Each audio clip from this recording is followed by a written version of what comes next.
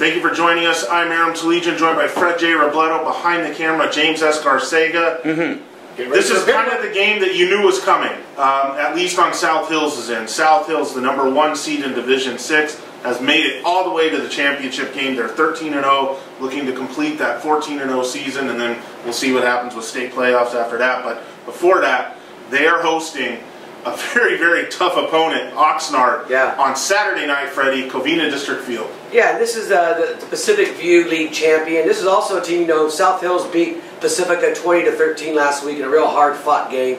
Oxnard beat Pacifica in league, I want to say it was 24-14. Yeah. So they have some understanding of them. They've kind of looked at the film, and look, these are two teams that mirror each other. Both teams don't give up a lot of points. So points are going to be hard to come by. You've even seen South Hills. Early in the year, they had an explosion of points, and it was offense and defensive together. As things have gotten tough, through the playoffs, those points haven't come as easy. The same for Oxnard either, Aram. This is just two, it seems like, really evenly matched teams playing for a Division 6 championship, and this is probably how it should be. Yeah, Oxnard took out the team that I thought South Hills would be playing in the championship game, and that was West Ranch. And that was a 34-31 game. West Ranch from a very, very good league. And Oxnard took them out. They also beat Pacifica, like you said. So this is no joke. This is a legit, really nice championship game. That's very close to call. And like Freddie said, this one's probably going to be low scoring. I don't know, Jimmy. Do you have anything on Oxnard? Oxnard is coached by John Mack, who built the dynasty at St. Bonaventure. I coached with him for the few years over at Crespi. This is a typical John Mack team. Athletes all over the place.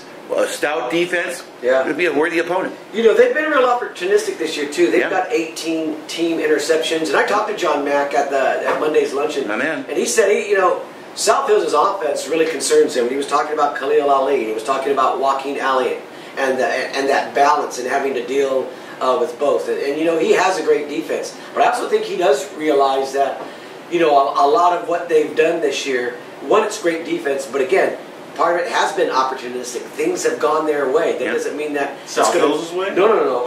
Oxnard. And when you have 18 interceptions and how defense leads to offense and wins close games, they've had a lot of games like that. Yeah, but Oxnard, you look at some of the teams they've played. You're talking about Westlake. They only lost to Westlake 24-20. Good team. Westlake's a D2 team.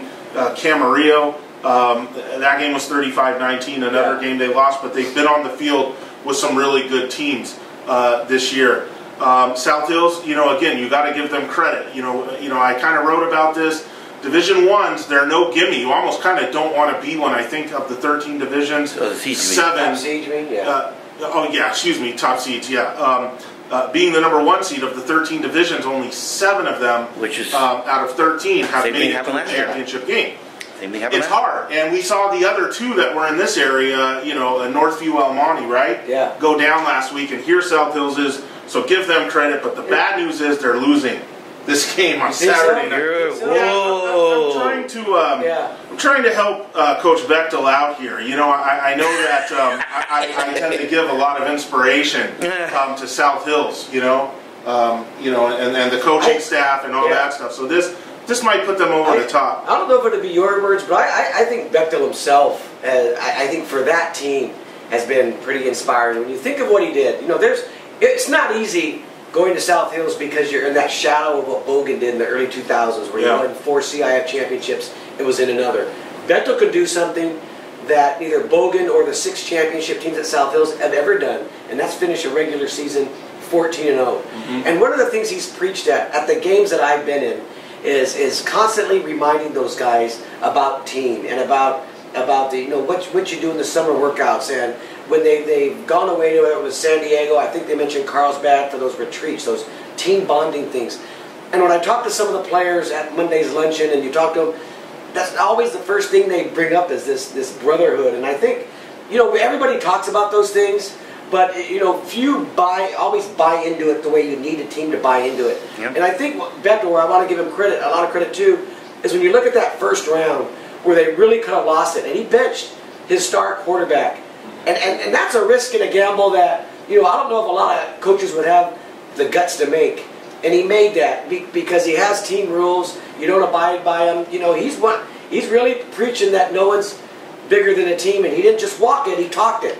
And they got through that game. And I think experiences like that, as you move on, and when you say that, when you talk about team, that you mean it, you mean what you say, and you say what you mean, this team is bought in, and I really think they're going to finish the job. I really think this week they're going to get together, and it's going to be, everyone fighting for each other, all hands on deck.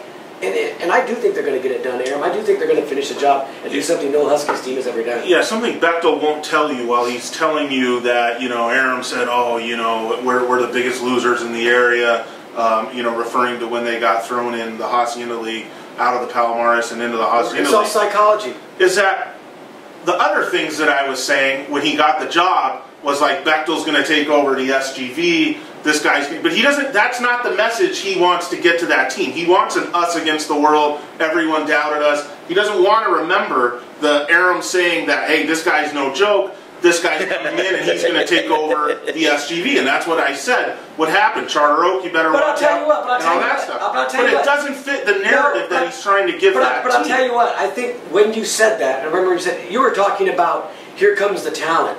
Here comes the big names, these Division I guys that might come in from the surrounding areas. I'm thinking the quarterbacks, not the talent, but the quarterbacks. Yeah. Because he's got that field generals thing, and that's where a lot of these guys know him from. Yeah. And he's made a good name for himself and stuff like that, and he's great at developing quarterbacks. You saw it at Chino Hills. I think you got to say now that he's just great at developing teams, because again, this isn't a team. Right. Do they have a Division I offer on their team that don't? No. So they don't. Their team that does it. When Charter Oak did it, they had 4 or 5 guys that had transferred from out of the area, and you can say, look at the talent. When Charter Oak did what? When they won some of their championships, they had some real legitimate Division I. Yeah. South Hills back in the day had some really legitimate Division I guys when they won those. So I have to give, when he talks about, and he said this a long time ago, that we don't have those superstars that other teams may have. Not yet. He's right about that. So that's why what he's doing with this team right now, and you say it's not just about the quarterback. He's really got a whole team to buy into a mindset,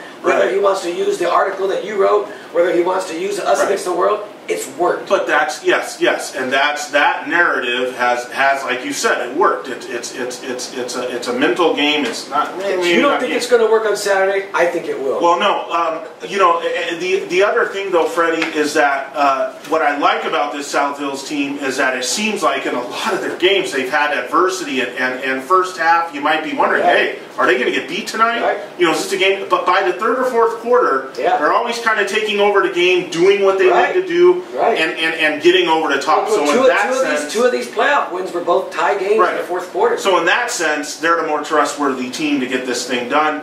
So I hope they win. I'm picking against them just to kind of help feed the whole, us against the world thing. But I hope they get it done and get the area a championship. Jimmy, who do you got? Who am I going to pick here, huh? Who am I going to pick? You're honest. The Huskies. Picking the Huskies. By the way, Freddie, you know who covered the 2005 championship game between South Hills and Orange? Who's that? The guy right next to you. Yeah, you were there that night. Very anticlimactic. South Hills just destroyed that team. And I think 2 years earlier than that, I covered the South Hills San Gabriel one. And that 2003. That San Gabriel one was one of my all-time favorite teams to cover in the Star News for a lot of reasons. And they got blown out by South Hills. Yeah, boy, that 2005 team got good at the right time. They got really very at the end of the season. I mean, even though who they and I don't even think if South Hills wins, this is the best South Hills team ever. It'll probably not. It'll be the one that won undefeated. Yeah, heck of a thing to come up here, man. And you mentioned, Freddie, we have a possibility of Arcadia, South Hills. Yeah, and if South Hills, how does that happen? D8 versus D6? Because one, they want to match champions that are close in divisions, and two, geographically, they would love to get 2 teams that are close because they're interested in money. That would be fun. I had heard that that if South Hills and Northview both of that was now going to be a slam done deal. Northview's out, Arcadia may slip in as that team being. That would be a lot of fun. Yeah, that would be interesting. But they got to win. But what's been fun has been a great year, guys. Yeah. It's been a great year with all you guys. We want to thank the fans. Everybody's been a great year. Thank you. Yeah, get out to Covina District Field Saturday night and watch the Huskies hopefully bring home a championship. Happy Turkey, everybody. That's right.